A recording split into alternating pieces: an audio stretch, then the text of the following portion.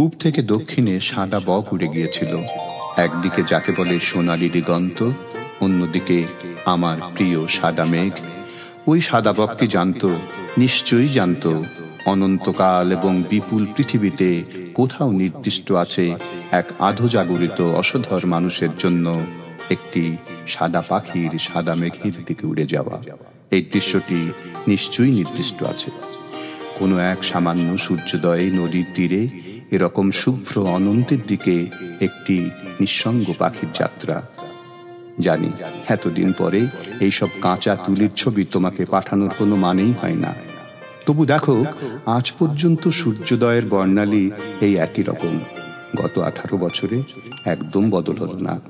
10 লক্ষ বছর ধরে নাকি একই রকম চলছে। এমনকি ওই বকের মতো তুচ্ছ সাদা পাখিটি পর্যন্ত আরো একটু বেশি সাদা বা আরো একটু কম সাদা হয়নি। আজ আমার ভালোবাসা গ্রহণ করো, হে সুদূর বয়সের সুন্দরী।